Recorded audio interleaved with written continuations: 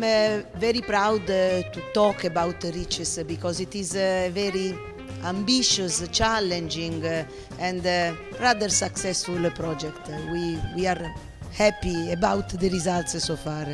Riches is a project about recalibrating relationships, bridging cultural heritage with the people, finding new ways for engagement.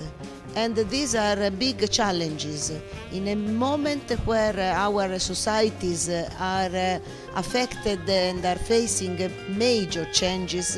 Even cultural heritage should be able to cope with this opportunity. Changes and even the crisis is an opportunity for cultural heritage to play an important role in our society. These are the challenges and the bets that Riches has taken. We have demonstrated, even with this first international conference in Pisa, that people are looking for opportunities in this sense. The big affluence, the many people who came to this first international conference in Pisa are a great satisfaction for us, an encouragement for the future steps, and also an encouragement to all the colleagues who came here from all over Europe to do something. Culture should play an important role in our society.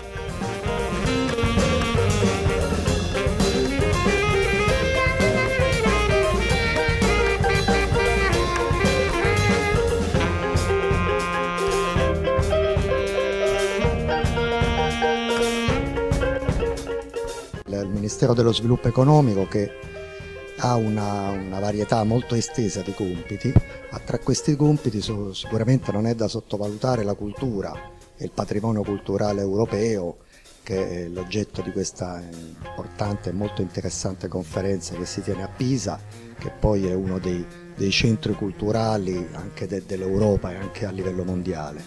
E la nostra presenza, anche con il patrocinio che ovviamente è stato accordato subito a questa iniziativa, vuole sottolineare l'attenzione del Dicastero verso gli aspetti culturali, gli aspetti che hanno in generale questo enorme patrimonio che esiste in Italia in particolare e che deve essere continuamente valorizzato, e soprattutto anche da un ministero come il nostro che si interessa dello sviluppo e dell'occupazione e delle nuove tecnologie.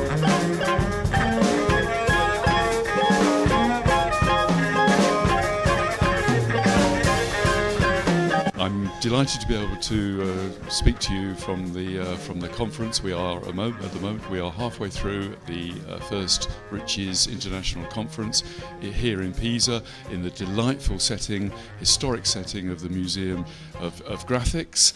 We have a tremendous participation and audience that are assembling to listen to a range of speakers both from within the project itself, but also drawn from across the world. And at the same time, Pisa is demonstrating through the exhibitions that are in the museum the tremendous role and importance of cultural heritage, not just to a historic city like Pisa, but for the population across the region, and indeed the role of cultural heritage, how that can play an important part in drawing visitors from across Europe and further afield.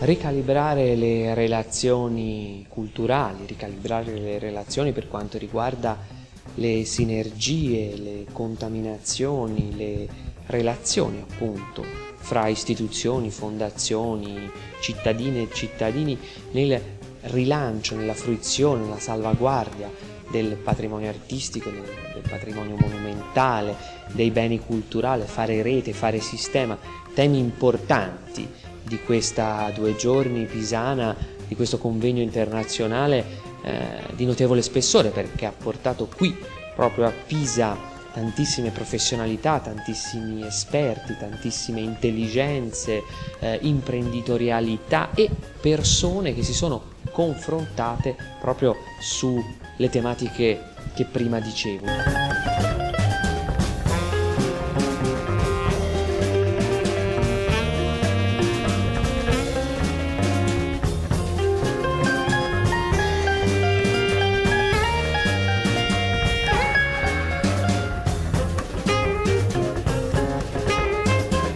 Well, it's a great pleasure and honor for the Museo della Grafica to host the conference of the region's research project on cultural heritage.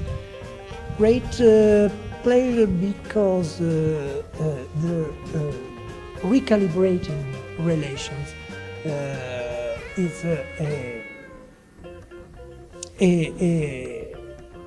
theme that involves also the knowledge and the perception of our spaces, our places, and spaces that are individual and public, as in the Museo della Grafica.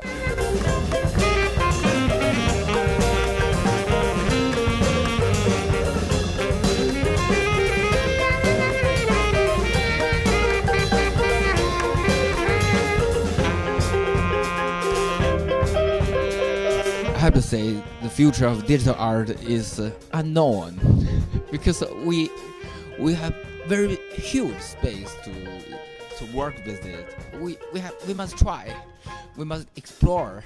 But for me, I think the digital art will mix, integrate with another art form, and can create new art form mixed with digital.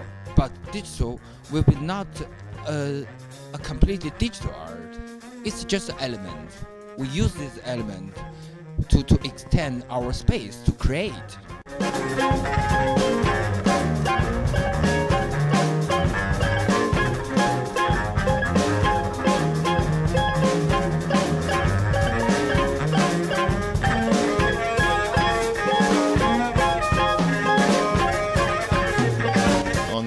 Composer is as a sample of the creators of Europe's cultural heritage, of this what we are cherishing so much in Europe, what we support and study, and what also defines our identity in Europe.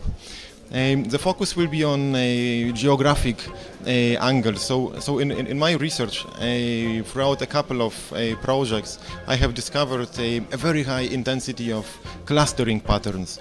So famous music composers have been geographically clustering. They have been based in the same cities at the same time and benefiting of interactions, of relationships across and with other fellow composers.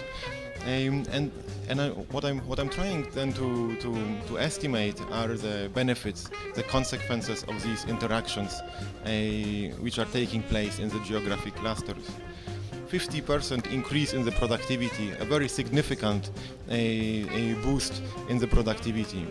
And then one can wonder what are the reasons to this experience benefits, and we find that these are these interactions with other fellow composers. These interactions can include simply meetings, exchange of certain ideas, of certain perhaps state-of-the-art techniques. So exchange of something what economists call intangible knowledge. You need this physical proximity in order to exchange these practices. Another possibility explaining these benefits experienced in geographic clusters is simply competition. Having so many individuals from the same industry in a geographic cluster may have increased their productivity simply as they wanted to excel. They needed to excel. It was a winner-take-all economy where the superstars earn everything or take a significant share of the market.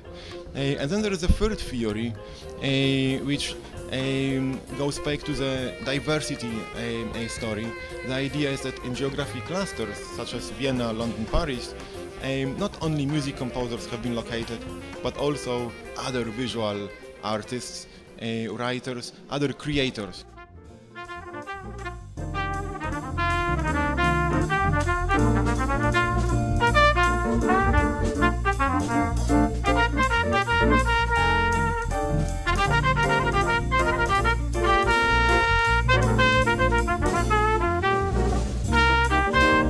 My talk's about the BBC and ask the question about whether the BBC can engage as well as it informs, educates and entertains.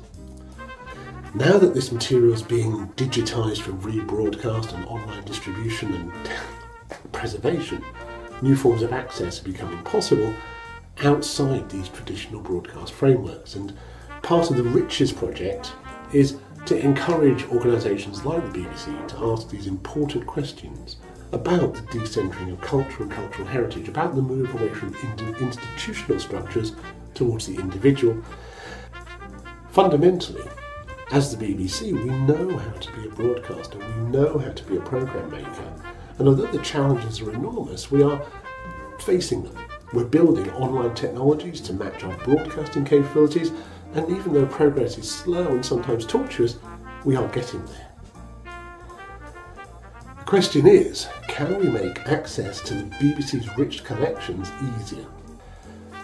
Working as a cultural institution could open up new ways for audiences to engage with the BBC too, away from broadcast or iPlayer, encouraging them to see the BBC's collections as part of a rich cultural landscape and appreciate the ways the BBC has both reflected and shaped the UK and the world over the nearly century of its existence.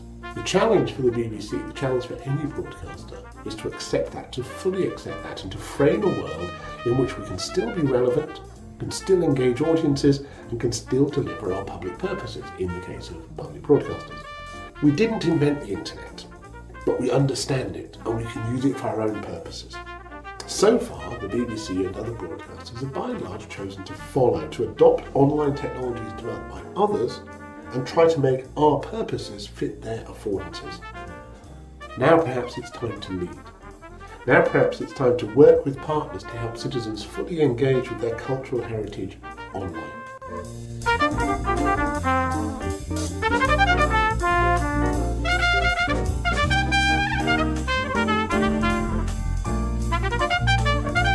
I'm doing research into how craftspeople operate in Europe, particularly with reference to the UK and Romania.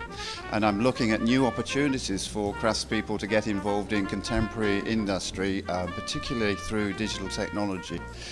One of the challenges for us in all this is that, as most people know, it gets more and more difficult to compete with high volume technology when you're only making things one at a time.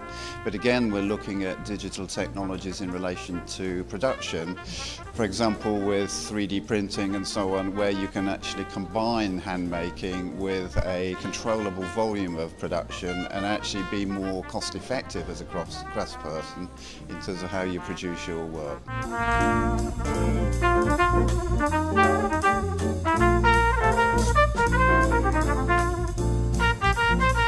And the poster that I'm presenting in this conference is about a tool for managing all the vocabularies in a way that is compliant with the semantic web technologies. So languages is a way of processing the cultural identity, and it is why it is very important to have all the languages representing the cultural heritage.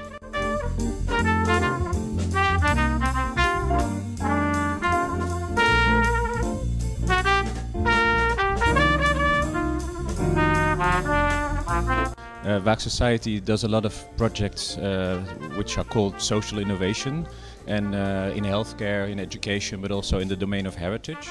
And we are looking to find new ways to empower people to take charge of their own lives, their own situations through technology. So researching what the added value of technology is, basically. And we also do that here together with a number of museums.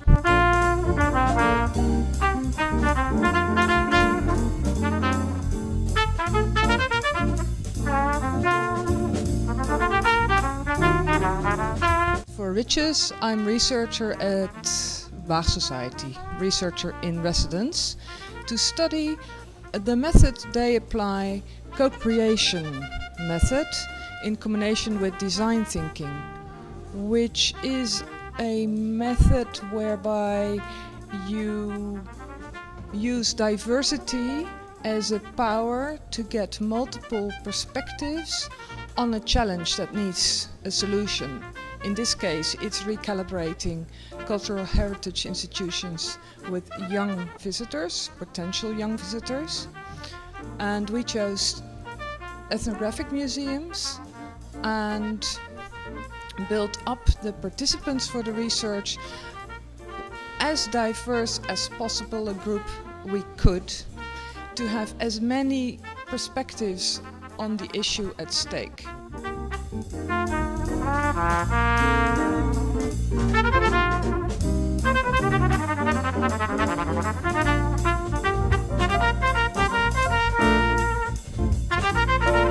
We will be talking especially about a series of co-creation sessions that we held at our museum. Being relevant meaning both in a form in which we would be more attractive to youth, but also how we could actually address issues of diversity and urban diversity in particular better in our museum.